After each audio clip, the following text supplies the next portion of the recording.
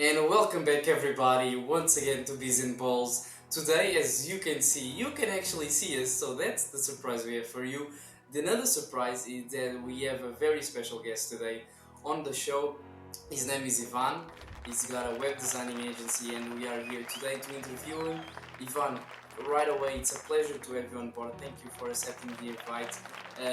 Should we get to know you a bit better and the audience as well?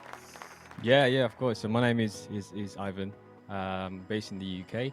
I'm actually born in the Philippines. I've been living in the UK for more than 20 years now. And yeah, so I've been in the industry of web design industry for about 3 years, going up to 4 years now. And so far, it's been going pretty well. Nice, that's nice. Today we also have, as usual, our co-host Stefan. How have you been doing, Stefan? I've been doing good. Yes, I'm really excited to talk to Ivan about his web designing agency and his experience and what he has to share about starting an agency and all those stuff. So I hope it's gonna be an interesting conversation, and I hope you guys will enjoy it as well. So let's Yes. get on. Yeah, I think it's gonna be bring a lot of value to our listeners. I think Ivan has a lot to share with us, and today I think we're gonna get right into it. Ivan, as the audience may know or not know, you have a web designing agency. Can you tell us for how long have you had this agency? Well, it's been 3 years now, so it's gonna come up to 4 years this October. And yes, so it's quite a journey.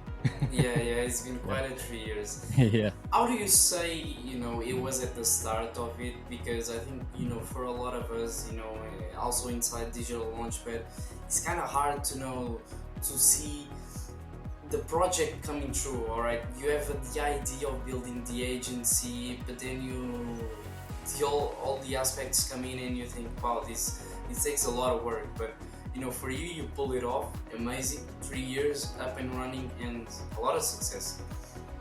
Yeah. I mean, from the beginning of our of our journey, I wouldn't say it's easy. Um, it's very hard. You know, the agency wasn't earning any money for the first year, nothing. Like we're talking about nothing. So and then fast forward to 3 years now, we're in a situation where we're comfortable, but obviously we want more out of it because now all those hard work of, bro, I'm lying if I tell you I didn't cry throughout that throughout that journey, you know, trying to work for something that you're so passionate about and not having that money coming into your account, bro. It was hard. It was hard. I can still remember that day when it was because it's not just me; it's my wife running the business with me. So throughout that journey, bro, it was the hardest time of our lives. We are still working on a 9 to 5 basis, but we're not enjoying our jobs anymore back then. So that's why it was very, very stressful in the beginning. Whereas now we're no longer in a 9 to 5 job. This is more of like a 24 hours job now. Yeah. I mean, that's So, a step up. I think that's upgrade. yeah. Um, you said you were working with your wife. How do you think it's important to have, when starting a business, it's important sometimes to have a partner with you that can face the struggles with you, that will push you both to be the better you can. How important do you say your wife played in the role as a partner of the business? Very important. you know it's kind of like if you can't deal with the problems with yourself, you need a very, very strong person to help you with those problems, right? So for the viewers out there, if you have a partner who's got the same vision as you, then just go and work your ass off and get that vision done right. And my wife played a big role because in the business right now, I might have the ideas, but she's more of like the strategist, right? She thinks of the bad side, and all I think of is the good side. Yeah. So you need to kind of find the right balance between the good and the bad when you Yeah. have an idea. And that's where our relationship and the business grew from that point onwards, because we know exactly what the bad thing is based on my good of ideas. Yeah. So Yeah, that sounds amazing. yeah. Stefan, do you have anything you in particular you like to ask? Yeah, as a matter of fact, I do. So I'm just more curious. So you said the first year there was no money, you didn't make any money. So when did you actually sign the first client for your web design So agency? kind of just to give you an overview of what the business is like, so people do understand it. So we were a traditional web design agency on the first year. So what I mean by that is we were charging a fixed amount of money per project, right? Mm-hmm. And not a lot of people will have that amount of money, especially if you're a small business. Okay, so that's why we're not earning enough money. So what we've learned during the business journey is, people are now going into the subscription model, right? So looking back last year, so that was the actual first time we made a good decent amount of money when we launched the subscription basis one. And then so it's more of like just thinking about what the market demands, right? You can make money anytime you want, as long as you know exactly what's happening in the market, what can actually people, what can people actually can afford for your services, right? And so that first 2 years, I'd say, the subscription wasn't there. It really wasn't there. And we know for a fact that that is a big problem for our agency. So we need to kind of change the plan of how we can actually sell our services to more people. How can it be more accessible to more people? And that's when we said, you know what, let's just screw that plan. Let's not get the big bucks now. Let's just build up on that volume as we go. Okay. And that's how our agency grew, and that subscription plan was just introduced last year, and we've got about 50 clients signed up to our subscription plan now. Nice. So I'll be asking, how much do you usually charge per client? Like 50 clients is crazy within a year. That's a huge amount of clients, man. Congrats. Yeah, I mean, it depends on the pricing. We've got 3 different pricing structures. It starts from £50 a month to £90 a month. So as a business owner, or let's say if that is in euros, it's not a lot. It's almost the same currency, anyways. As a business owner, they know exactly that. Oh, this is not a ridiculous amount of money, right? Because I'm sure they will recover that cost from one customer easily, or maybe even more, and that will cover for the website. So it's around £50 to £90 a month, and they will get themselves a website, a very good looking website. Nice, man. That's solid. I can relate to this of getting agency clients. I myself have. I know this is about you, but I myself have an agency, and it's the first year there's no success unless you're very lucky and you put in the work. But after you start signing, like for example, for me, only with the beginning of 2024 is when I started making a little bit of money, and only now I started to sign contracts with people from Dubai, from Romania, because I'm based in Romania, and I start making money like that. So it really does take time. So for the people listening, just put in the work, do the outreach, and be patient. It's a business game. Exactly. There's no way you can generate money without doing outreach. That's Exactly. yeah. A lot of Especially in people. the agency model. Yeah, exactly. Especially in the agency model. If you're scared of doing cold calling, I used to be shit on cold calling. I hate that. I really did hate that job. But if it's making you feel uncomfortable, you have to be comfortable, right? Mm-hmm. Because especially if you feel like, oh, I'm doing such a bad thing, it's part of the journey, right? Mm-hmm. Especially if you think that you're doing really bad on one thing, bro, just keep doing it. You can't be perfect from the beginning, right? Obviously. You can't. A lot of people are asking me the same questions, like, how do you run an agency? Like, and I always say to them, look, if you have a vision in your head, just fucking do it, right? It's only you that is, stopping you from doing things that you want to do. Nobody else, right? Exactly. If someone will, then obviously if you do have the drive in you that you wanted to achieve something, just fucking do it. There should be no excuses, right? Mm-hmm. And this is, like I said, we were working 9 to 5 before, and we hated that. And then we said to ourselves, me and my wife said to ourselves, I just want to be flexible. I don't care if we have to work 24 hours a day. But the thing is, we can call it our own, Mm-hmm. right? And we can be proud of it. Whereas on a 9 to 5 job, here's the logic behind a 9 to 5 job: you're working for someone else, you're making them rich, not Mm-hmm. yourself. Yeah. If you're working for yourself 24 hours a day, let's say, for example, but at least the money that you're generating is from the amount of hard work that you actually put into it. So as an entrepreneur, you need to put a lot of hours in order for you to reach 5 figures a month, right? So just put the work in. That's the main thing. Just be consistent on that work. If you lost consistency, just try again. Just keep trying. All right, find the motivation somewhere. And and the fact that we're on digital launchpad as well, that is a massive help, right? Mm-hmm. Because you need to surround yourself with like-minded people. Okay. And I used to be on a circle of friends where there's no motivation. All they do is drinking, smoking. There's you're not gonna go anywhere. Whereas now I feel like I only need 3 friends. I don't need 10. I don't need 20. Mm-hmm. I only need 3 who's got the same mindset as me, right? Yeah. And that's how you push each other. And I always say to my friends, if you're successful, I'm successful. Yeah. Right. So if you boys here, like, this is my first podcast as well, I'm gonna be honest.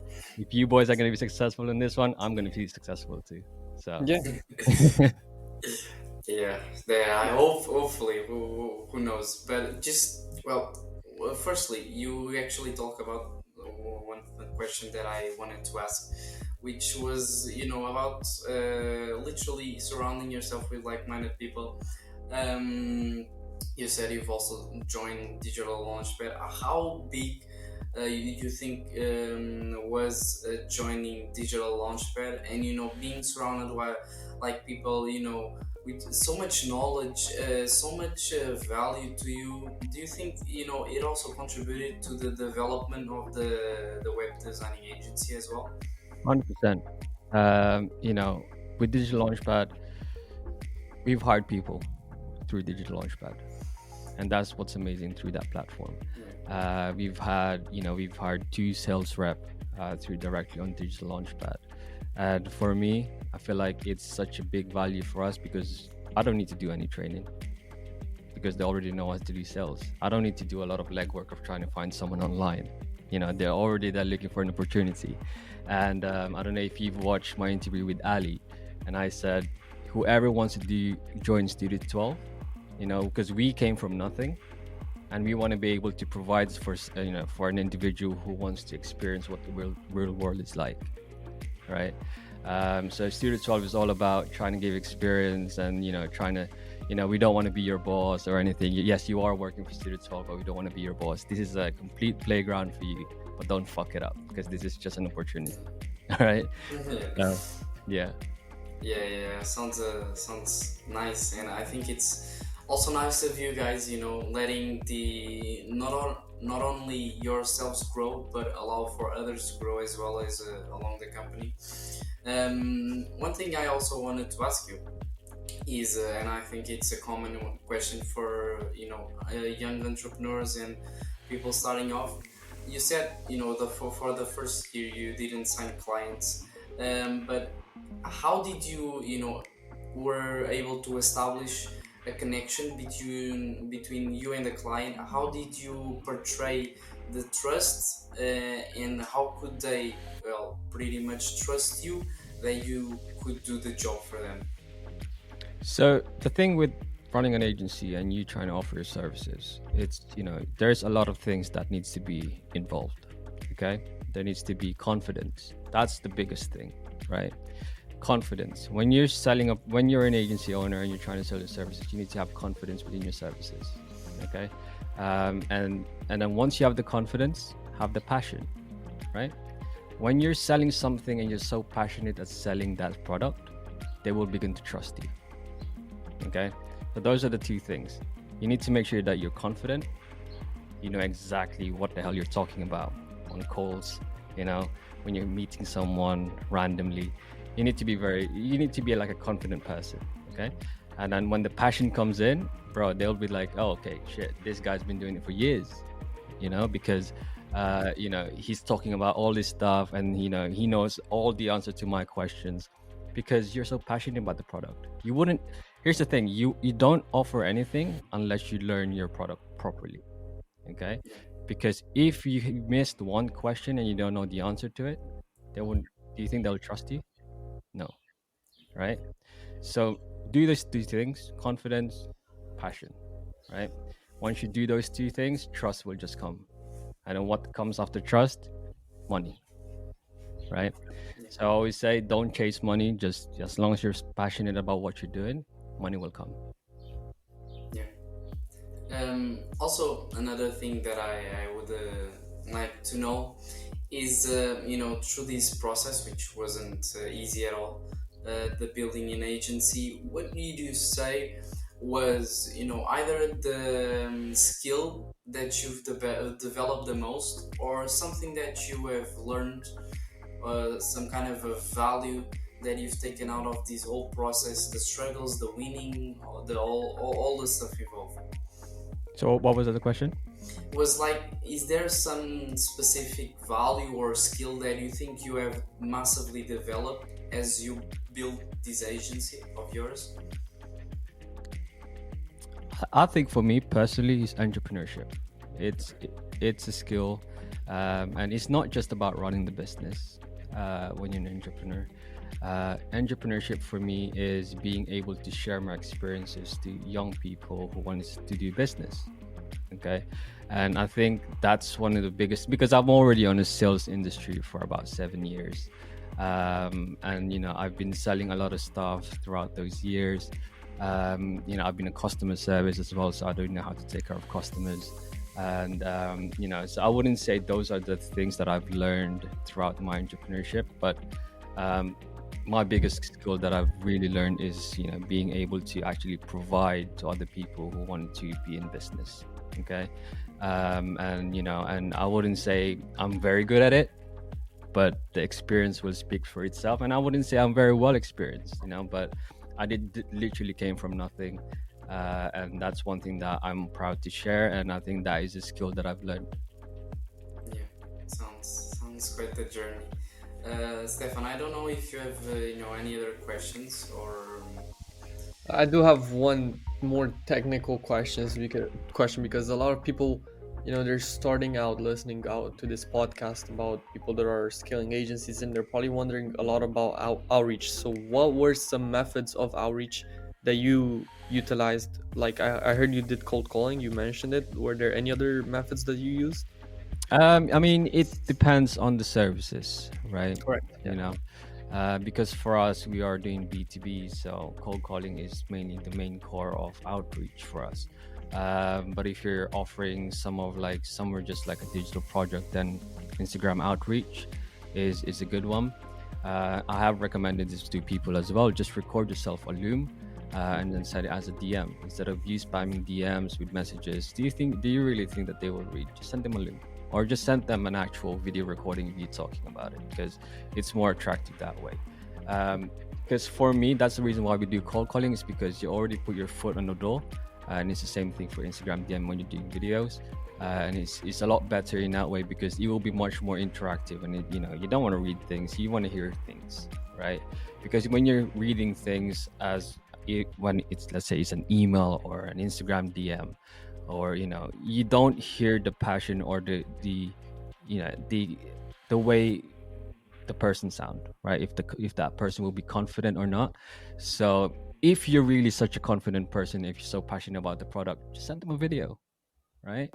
Because it's more likely that they will like you, because they can see your face talking about the services that you wanted to offer, right? Because nobody these days will give you a big amount of money if there's no trust that's being built. So why don't you build that trust from the beginning, right? Yeah.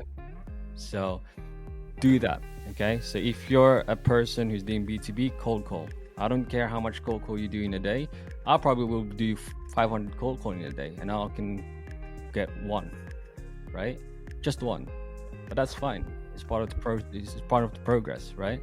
It's the same thing for any outreach, right? If you don't generate anything when you're doing hundreds and hundreds of outreach, it's fine. It's all part of the process. Yeah, that makes sense. Yeah. Yeah, thank you for your answer though. I think this really tells people more about outreach. For example, I've tried everything and I've kind of signed the client from almost everything, to Yeah, be honest. So cold calling is good because you're directly speaking to the business owner sometimes, depending who you reach out to. And it's voice to voice. It's not necessarily if you see their face and everything, but it kind of establishes a bit of a link between the yeah, you two. So you also get a yes or no directly. So exactly. it's not, there's no maybe. They might say in a month or no or something that could happen, but it's usually a yes or a no, which is Yeah, good. That's what you're searching for, really, to be honest. exactly. And because when you do Instagram DMs or email, it's more likely they will not reply to you, and then you'll be chasing them up. Like, the thing with sales is if you're so desperate, nobody will give you the money, right? Correct. Yes. Yeah. Nobody will, right? If you're so desperate for it, right? Nobody will. I mean, yes, of course, you're hungry to get the money, right? But the moment desperation comes, nobody will, Hmm. right? And that's why, a good salesman will get the answer right away, okay? Because the one thing that you should not do too much is chasing. Okay, the more you chase, the more desperate you'll be. So as much as possible, find an outreach method where you can get the answer, even if it's a no, right Hmm. away. Okay, so that's my advice for outreach. Pedro, do you have any questions? Yeah, I think about talking about this outreach. I think as I see in digital launchpad, a lot of people using email. And when I was actually working for a company, I was also doing emails, and at a point I realized, is this really effective? Is this really going to do anything? Because if you actually think about it, an email, a person may not even respond to you. They can just ignore it. And as you mentioned, I think cold calling is very effective, because not only you get the straight answer, even if it's a yes or a no, but you also get to be yourself, get to put your voice out there and make people listen. But yeah, I think that's a very very big advice. A lot of value coming from this interview. So thank you. From that, No. I don't honestly. I think we've had so much value coming of this. I think Stefan. I don't know if you have any other questions. Not really, no. I don't. I think personally, as the interview went by, I think you also answered any other questions that we might have had. So I think Yeah. from our side, a big thank you, Ivan. It was an absolute pleasure to have you on board. Hopefully, in the future, we'll have you again, because you're an amazing guy, and I think Thank you. you have a lot of contributing to not only the podcast but to this community of DL as well. So yeah, massive thank you. I don't know if you want to say just goodbye to the crowd or anything. I mean, it whatever we're doing here right now, it's helping me grow my confidence as well. So thanks to you guys that you've invited me here, and it's such an honor to be the first one that you guys are interviewing, which is great. But for you guys, whatever you're doing now, you guys are doing great. You're working on your agencies, you're working on this podcast and providing value to other people who's listening in. And, sky is the limit from this point onwards. So just keep doing what you're doing, guys, honestly. And just stay consistent. And it's all about the mindset. All right. So that's my advice to you, boys. And obviously for the viewers as well, or the listeners, it's just fix your mindset. If you want something, go and do it. Absolutely, sounds a nice way to end off. Stefan, do you want to say anything else? I thank Ivan again for joining. This was a really good interview. I really liked it. I really appreciate that you came on board with this, and yeah, I really liked our discussion. And yeah, I hope to have you in the future on board this podcast again, in the near future, hopefully. So yeah, without further ado, I don't really have anything else to say. Pedro, if you want to end the Yeah. podcast, please. Yeah, once again, thanks to Ivan. We wish you the best of luck to your agency. And to you guys, once again, thank you for listening to us. We'll see you in the next episode. But until then, stay safe.